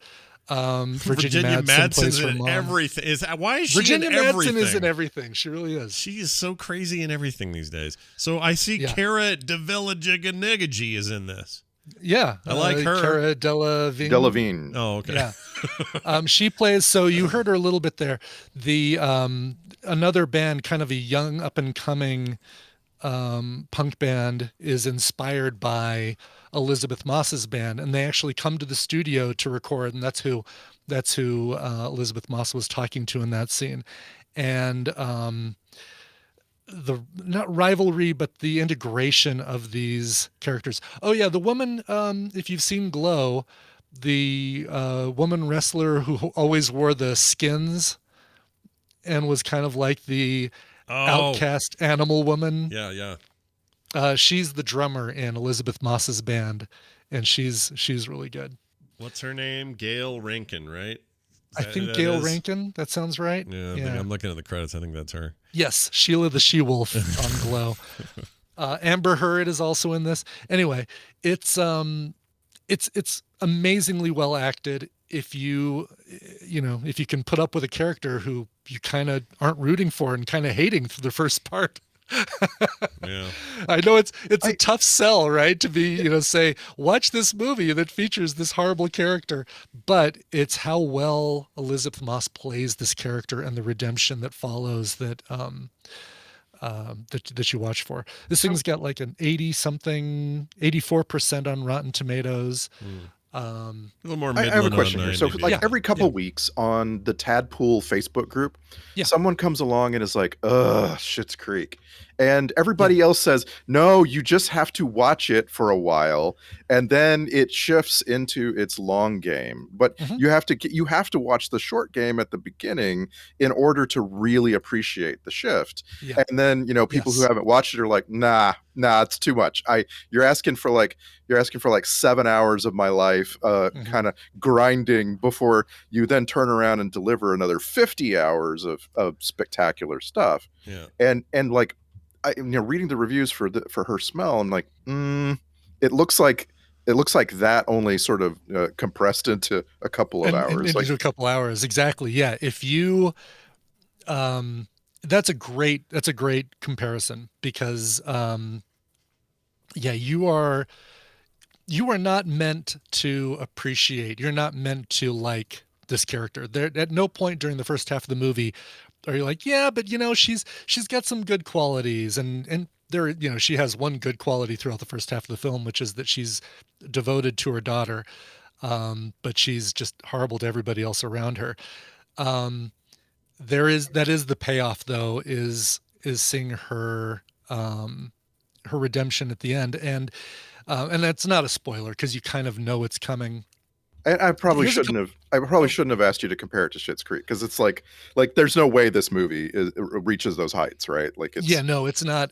Listen, I'd recommend Schitt's Creek over this. I recommend this, but if you're weighing between the two, Schitt's Creek has is a much better payoff. But I happen to like comedies. A couple other things about this: the music is really well done. There's kind of a low grumble you hear in parts, which feels like you're backstage at a concert and you're hearing the band that's currently on stage performing, but it is connected and tied to the action that's going on backstage with Elizabeth Moss's character, which is really, really clever. Also, it's told like that Steve Jobs movie. I think the one that was just called Jobs, because there were like 8 movies that all came out. The one where Fassbender plays Steve Jobs. Yeah. Or is that Icon? Hold on. That's shit. What's the one with that 70s show played? Oh, geez. That was Jobs. And then the one with... Kutcher was Jobs. Yeah. Okay, this one, that was called Icon. Was that Icon? I thought that book was Icon, and this was sort of based on Icon. Oh, maybe.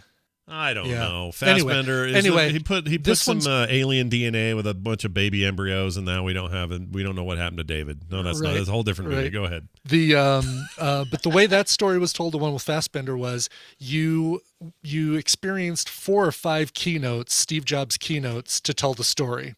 Yeah. And that's the way this one is told too. You don't get, day after day after day kind of story with this character. You get 5 vignettes with the development of this character. So you're in a scene for 20 minutes, and then you're into the next scene for about 20 minutes, and then the next scene for about 20 minutes. And I just looked it up. Elizabeth Moss is credited as performing 7 different tracks on the soundtrack. Dude, she for 3 months before this film, she taught herself how to play the guitar, and she does a great cover of Bryan Adams' Baby, You're All That I Want When I'm Lying. Heaven, thank you. Could not remember the song.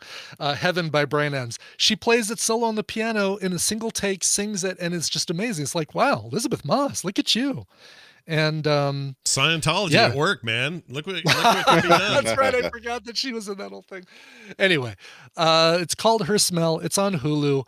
I do recommend it, and you'll know immediately if it's for you in the first 5 minutes of that show. All right. I'm kind of curious now, so I'll have to put that on my list. I found it was compelling, and Elizabeth Moss, after seeing this, I feel like she should have at least gotten a nomination in 2018 because of her acting in this was so good. Yeah. Well, all right then. Let's play this one I watched. Now, I did a little bit of a cheat. I rented this, okay? Okay. So it wasn't streaming. I mean, it streamed, but I paid for it.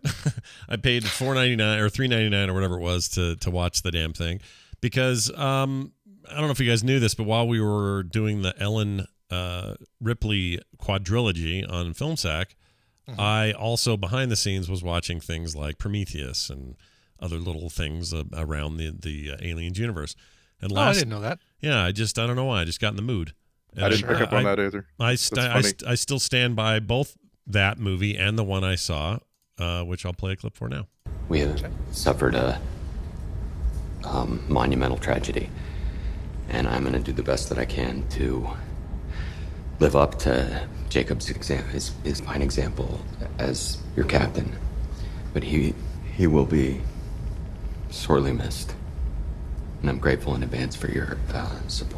All right, so that's basically the clip. You know how to keep these clips short, Scott. I am a short clip guy. Like, I edited out silence and stuff to kind of keep mine at about a minute, but boy, that is you are the master. I like to keep them nice and short. Alien Covenant is the movie, and it came out in 2017. It's pretty recent.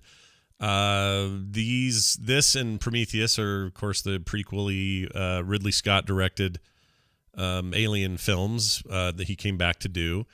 And I know there's a lot of controversy. Some people feel very strongly about Prometheus being bad. I think Prometheus is awesome, and I really like Covenant as well. I think that the Alien series, as being told right now in a modern way in these prequels, is subject to some of the worst expectation problems there ever was in film history. I think it's almost impossible for somebody to see these with the expectations they have about what an alien movie is, to not come away going, wait a minute, that wasn't what I expected. I know that that's not what a lot of people expect, but if you watch those movies again and watch them with an open mind and just let the story be told, they're very freaking cool. They have amazing sci-fi stuff going on in these movies, and I love them both. Yeah. In my particular, comparison is always to Event Horizon. Like, if you went into Event Horizon with alien expectations, it's going to be a 4, right? But because you don't, it's like a 7. Yeah. No, I get it. Like, these movies, I even put higher than that. In fact, in particular, I think Alien Covenant really ramps things up in a way that starts to converge what the expectations for an Aliens franchise film are, and what Ridley Scott did with Prometheus, which was much more kind of science fiction minus aliens. Like, there's very little aliens. Like, if people want to just see these things come out with their weird middle mouth and shoot it through somebody's head, well, then go watch the old Aliens movies. There's 3 great movies for that. Those great movies for that. There's 4, in fact. And there's even those, they do it again in those AVP movies. If that's really what you're looking for, go do that. Yeah, if you really want that. But what I want is artistry and one of the greatest directors working ever. And I want to see what he does. And he does, I think, amazing things with tone and visuals, and the acting's always good. I love this movie. I love Covenant. Unapologetically, I like it. And I'm very excited for what is tentatively being called David, which is the third and final of these 3 that is supposedly he's working on now, which will finish this arc, which turned out to be the Michael Fassbender arc. And I really want to know where they take it from here. I mean, we know where things ultimately end up, but this movie ramps up things like the violence and the scares are definitely a lot more here. It feels closer to the DNA of the original Alien film than any of them, I think. And I can't believe I'm saying this out loud, but I really like Danny McBride's performance in this. I think of course. He's great in this. You're not. Yeah, he's fantastic. He is great in that. And he's playing a very non-Danny McBride. Like, there's a little tiny bit of Danny McBride in there.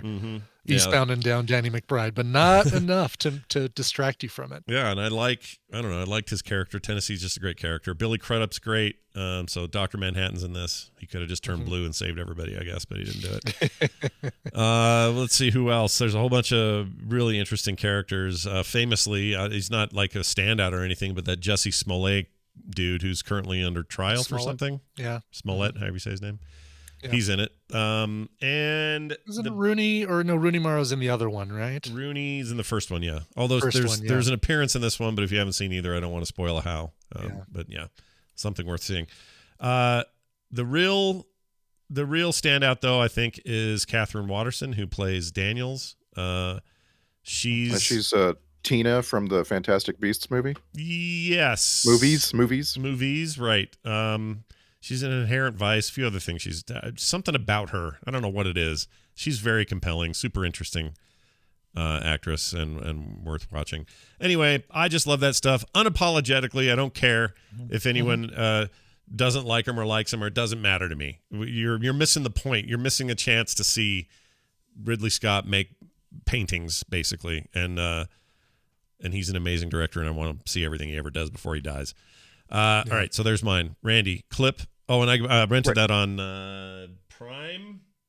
I think I got it on Amazon Prime, but it's everywhere. It's like a $3.99 Apple TV, Amazon Prime. Yeah, just cheap rental. If you have, for some reason, if you have an FX Now subscription, then you can watch it as part of that. But oh yeah, the FX app has it. You're right. I see it here now. Yeah, I don't have that, so it's you have to be subscribed to it. So through a group service like Sling or something like that. I will say the most aggressively unsettling alien immersion scene since the original Alien. Like there's nothing that really tops that scene in the cantina in the first movie when the chest burster happens. But the first revelation of because in this movie, this is, we're still in the proto stage of where this stuff comes from, and it's like this airborne, pathogen kind of. And the first birthing of that through that dude's spine in the med bay unbelievably unsettling. It's very good. God, it's very good. So anyway, Covenant's rad. Cool. Y'all should I just watch wanna- it. Good suggestion. I want to answer Tom Norm in the chat. Yes, you should watch the first Fantastic Beasts movie, and then if you love it, watch the second. The second is a huge downfall from the grandness of the first. The first Fantastic Beasts movie has the most beautiful ending I've ever seen. Seriously, I just I think it's worth watching it just to get to the end because it's so beautiful and moving. Yeah. So, So, the other day, a couple weeks ago, I follow and read the movies subreddit, and someone asked on the movies subreddit, what's a legendary film that you feel like no one ever has seen or talks about? And I have an answer to that. And I found it on HBO Max. And so I watched it. And it's just amazing that this movie by a legendary writer-director and starring legendary actors is just never talked about. Nobody ever sees this thing. So it's a 2-minute clip. Sorry, it's a bit long. It's the two leads just talking. Right. And they're like two of the greatest actors that ever sat and had a conversation in character, in my opinion. So, yeah. Right, here we go. Oh, what a view. I'm not who you think I am. No. Walter Fidge, lousy writer, lonely freak, murderer. No. When I was 7 years old, my grandmother took me to Portland. We were walking along. These two guys ran by. They snatched her purse. At night, a police officer came to our hotel to ask questions. He stood the whole time. Uniform looked brand new. Shoes, badge were polished. It was like a soldier, only better. I have great respect for your profession. That's why I write about it. I even wanted to become a cop after I finished high school. I just couldn't pass all the tests. Well, you should have tried out for internal affairs. They'd have taken you. What do you want from me, Finch?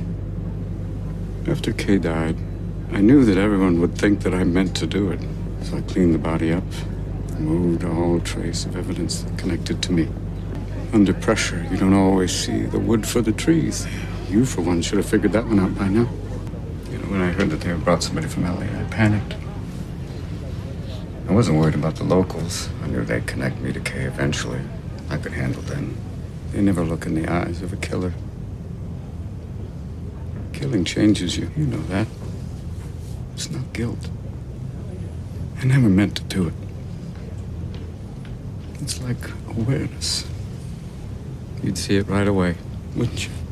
You're trying to impress me, Finch, because you got the wrong guy. Killing that girl made you feel special, but you're not. You're the same distorted, pathetic freak I've been dealing with for 30 years. You know how many of you I caught with your pants down?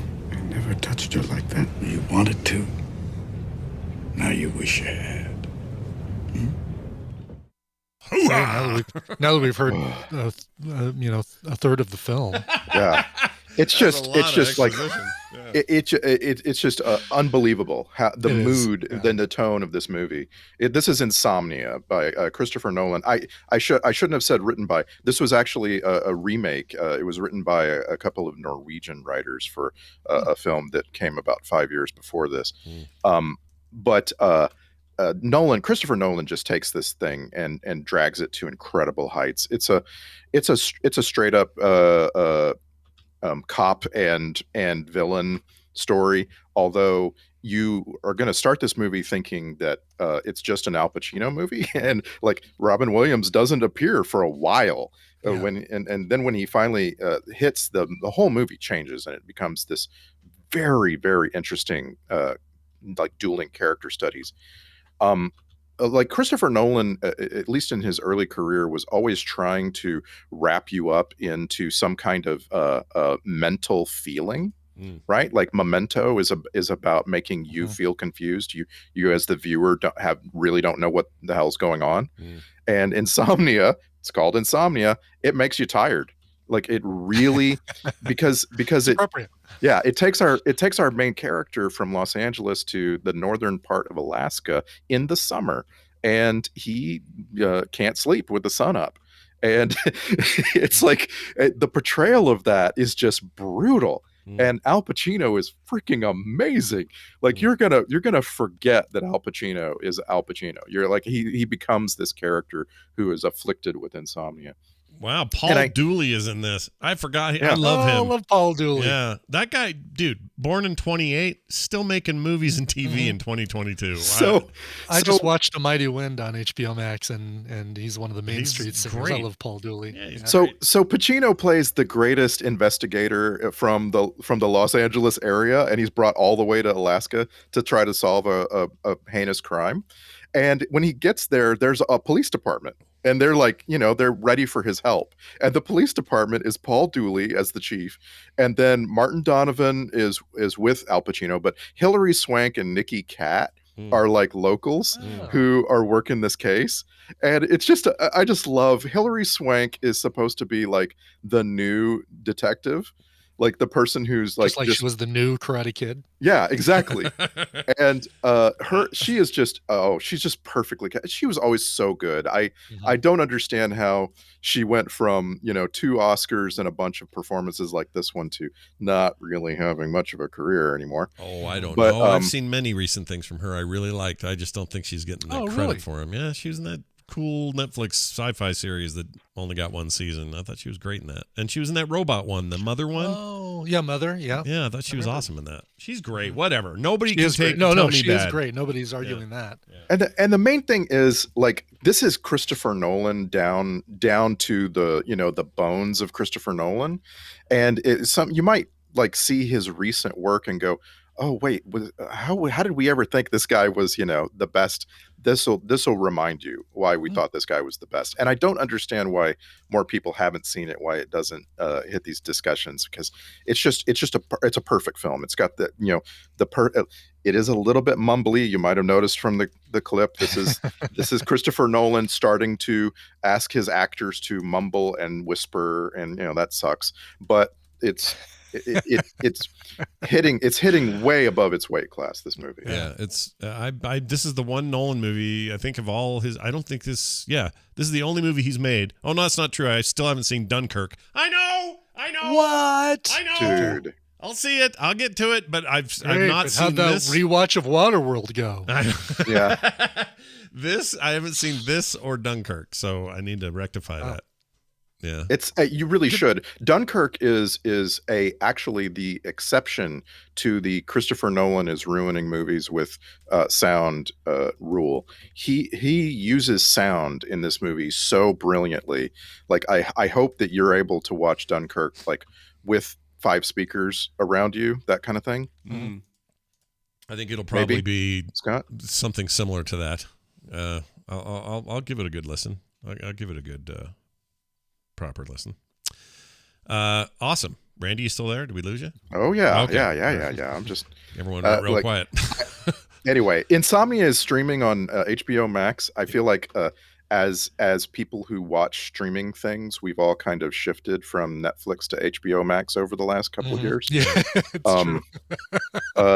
It's almost like we exhausted Netflix. I don't know. Like we had enough. We did it. We got to the end. We finished Netflix. Yeah. And HBO Max, though, man, they just got everything recently. Like, if you look at our upcoming list for Film Sec, I have like of the next 10 things, like 8 of them are streaming on HBO Max. Yeah, well, Max is they definitely have taken the crown as far as like where the movies are, where Netflix has kind of let a lot of those licenses go and just focuses so much on original content. There's plenty of movies there, but like if you're looking for Film Sack material.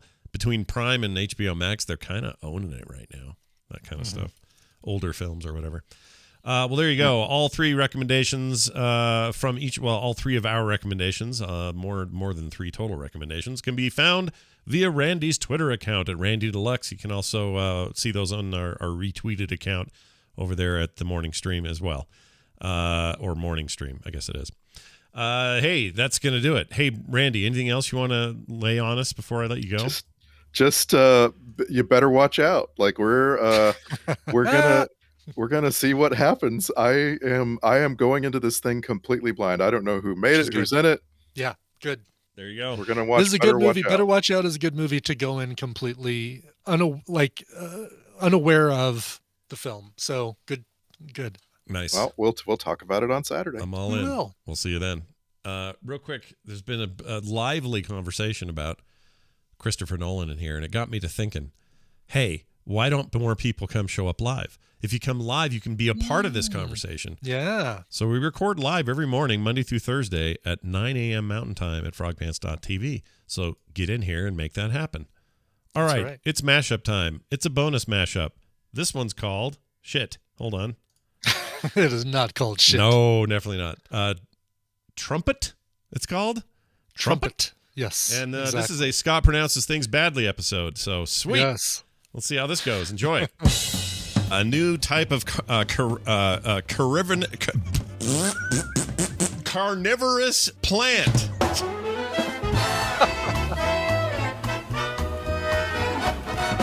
Megan Mullaney, Patrick Heaton, Patricia Heaton is what I meant. There's no Patrick. It's Patricia. There's no Patrick Heaton. Is this Billy Crystal? Okay. Crilly Bistal. Crilly Bistal? Yeah. Old Crilly Bistal. Still rocking it. Traffic light was installed at a crossroad in the Scaramucci Macho district. Accurate. Poland. Poland initially picked 23 athletes. Man, what's wrong with me?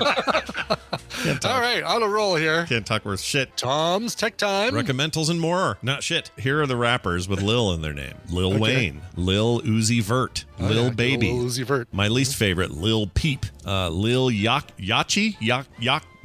Lil Yachty. Okay. Yeah, like yacht. Because it's fancy and expensive. That stuffed bear has a Twinkie in its shit. I did it. I did it again. Why is Twinkie in there? Yeah, what's a Simon Lubagoo or whatever his name is? I can't say his last name. You're probably better off saying Shang-Chi. Coin Center's Niraj Arjwawi. Yeah, I think it's Agrawal. That L was an I. Black Sabbath's frontman, longtime spouse Sharon Stone. Why do they? Black Sabbath's not together anymore. What do you? Well, that's a dumb line, right? I'm more curious about the fact that you see Sharon Osbourne, but you say Sharon Stone. Did I say Sharon Stone? You said Sharon Stone. Well, what the hell? What the hell, CVS? What the hell, CVS? What do you stand for? Contrary super vagina? Is that what that stands for? That'd be CSV. Oh, that'd be CSV. That'd be your comma-separated values. Here, I'm going to try trumpet ball without my eyes closed. Okay, all right. Trumpet. Trumpet. Oh, so close. Didn't I get it? Trumput. P-E-T. Not trumpet. Trumpet. Did you play the trumpet in high school? The trumpet?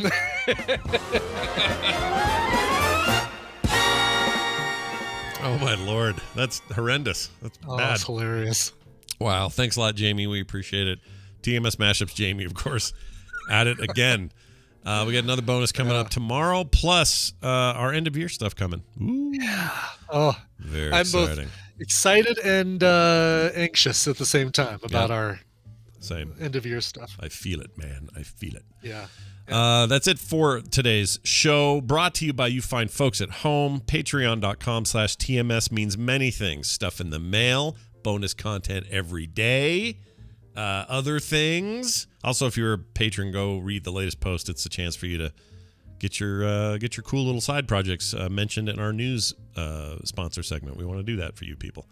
But anyway, if you want to have a show that's completely commercial-free and awesome and bonusy and just covered in goodness, why, patreon.com/TMS is the way to do it. Okay, Brian. I've been holding that in for a while. Why don't we do a thing? What are we doing? A song. Can you play a song? A song. Yes. So you remember when I played Shoujo's birthday song on Monday? I do. Yeah. And her birthday is really today. Yeah. Teresa Ozoa, a.k.a. Rogue Tess, had this one for Monday, and I'm playing it today. So something, swap, whatever. Swap as you need to. Well, let's play this again for all of you. It's not a birthday. Oh, what is it? What is it? This is an anniversary. Oh, shit. All the buttons are going off. Hold on. Oh, my gosh. I don't have a good anniversary run. You. There we go. Okay. Nice. I fixed it for you. Yeah. She says, hi, Scotch and Bourbon. I like that we're getting a lot of Scotch and Bourbons lately. Yeah. I just wish we would receive some Scotch and Bourbon. Sure. Please play this cover or any cover by Jacob Collier, my current artist obsession, anytime around December 6th, 2021. I'd like to wish my soulmate, Larry Ebner, a happy 35th anniversary. Here's to even more love, laughter, and long walks in our continuing journey together. Love, Teresa. Wow. That's awesome. Congratulations. That is you guys. awesome. We love Rogue Tess. Always looked forward to seeing her at Nerdtaculars and other events, and I can't wait to see her again. This is a cover by Jacob Collier, an artist that I was unfamiliar with until she recommended him. But he's put out a bunch of albums, some covers, but a lot of originals. Sometimes it's the a cappella thing, sometimes it's with instrumentation. This one happens to be with instrumentation. This is from an album called De Jesse from 2019, Volume 2, De Jesse. I liked when Drake was on De Jesse High. Yeah, this was a big deal. Such a good actor on that show. Yeah. Anyway, here is their cover of the Beatles, Here Comes the Sun. We'll see you guys tomorrow. This show is part of the Frog Pants Network. Frog Pants Network. Get more shows like this at frogpants.com. Hey, this rocks. Hey. Hey, this rocks. Hey. Hey,